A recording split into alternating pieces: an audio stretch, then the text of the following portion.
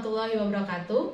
Halo semuanya, perkenalkan saya Wela Imarpini dengan NIM 06051282025029 dari Program Studi Pendidikan Pancasila dan Kewarganegaraan Fakultas Keguruan dan Ilmu Pendidikan Universitas Sriwijaya. Di sini saya akan membahas mengenai peran Indonesia di Asia di masa mendatang dalam bingkai NKRI. Namun, sebelum memasuki ke pembahasan, kita perlu mengetahui terlebih dahulu tujuan pembelajaran kita pada hari ini. Adapun tujuan pembelajaran kita pada hari ini, yang pertama, setelah membaca dan menyimak modul, peserta didik diharapkan mampu mengidentifikasi peran Indonesia dalam menciptakan perdamaian dunia dengan tepat.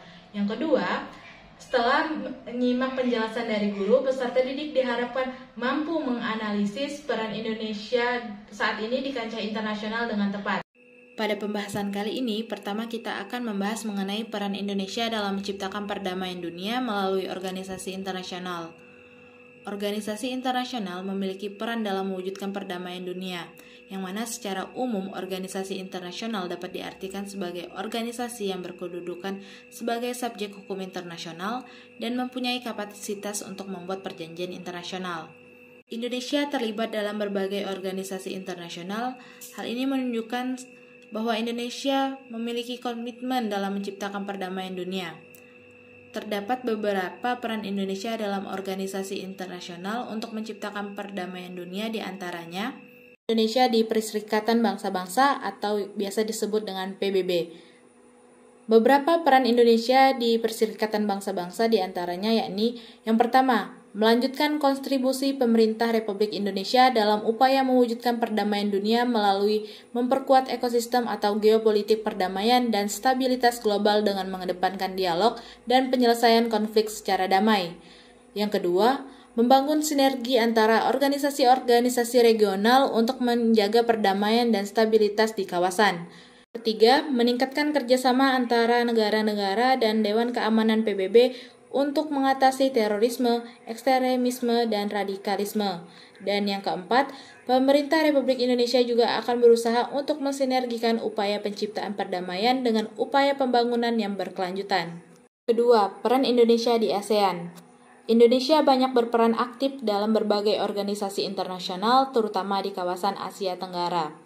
Indonesia berperan serta secara aktif dalam memperjuangkan terciptanya perdamaian dunia dan berpartisipasi dalam mengatasi ketegangan internasional. Indonesia adalah negara terbesar di Asia Tenggara dan memegang peranan penting dalam hal keamanan dan stabilitas di Asia Tenggara.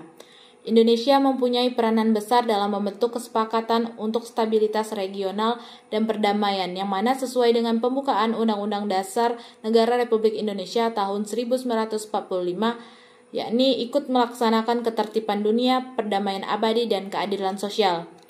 Indonesia juga selalu aktif berpartisipasi dalam penyelenggaraan konferensi tingkat tinggi atau KTT, atau biasa juga disebut dengan pertemuan-pertemuan ASEAN. Kedua, peran Indonesia di kancah internasional hingga saat ini. Terdapat beberapa peran Indonesia di kancah internasional pada saat ini, di antaranya yang pertama, sebagai Dewan Ekonomi dan Sosial PBB atau ECOSOC pada tahun 2021 sampai 2023. Indonesia kembali terpilih menjadi anggota ECOSOC, memberikan komitmen untuk terus berpartisipasi aktif dalam mendorong upaya pencapaian agenda pembangunan berkelanjutan atau yang biasa disebut dengan Sustainable Development Goals pada tahun 2030. Indonesia akan terus berupaya untuk berperan meningkatkan dalam pembahasan isu-isu strategis. Yang kedua, sebagai Dewan HAM PBB pada tahun 2020 sampai 2022. Indonesia menjadi Dewan HAM PBB merupakan bentuk pemenuhan mandat konstitusi dan penegasan komitmen Indonesia dalam penerapan norma HAM global, tidak hanya tingkat global, melainkan juga di tingkat regional dan nasional. Ketiga, sebagai Dewan Keamanan PBB pada tahun 2019 sampai 2020. Selama menjadi anggota tidak tetap Dewan Keamanan PBB, Indonesia berperan dalam menengahi, menjembati, dan membentuk konsensus di antara anggota Dewan Keamanan PBB dan negara anggota lainnya. 4. Indonesia berkontribusi dan berperan dalam KTT Group of 20. Group of 20 atau yang biasa disebut dengan G20 merupakan konferensi internasional yang berfokus pada penyelarasan kebijakan di bidang pembangunan sosial politik dan ekonomi. Group of 20 merupakan forum kerjasama antar negara yang terdiri dari 19 negara dan satu kawasan yang memiliki kelas pendapatan menengah hingga tinggi, negara berkembang hingga negara maju.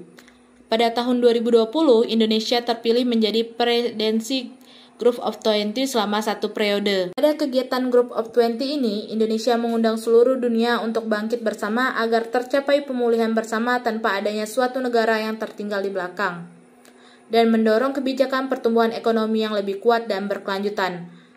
Terdapat 3 sektor utama yang dinilai sebagai kunci untuk pemulihan ekonomi yang kuat dan berkelanjutan, yaitu sistem kesehatan dunia, transformasi ekonomi dan digital, serta transisi energi. Penjelasan tadi dapat ditarik kesimpulan bahwa Indonesia memiliki peranan yang sangat penting dalam menciptakan perdamaian dunia, baik itu di kawasan Asia Tenggara maupun di seluruh dunia.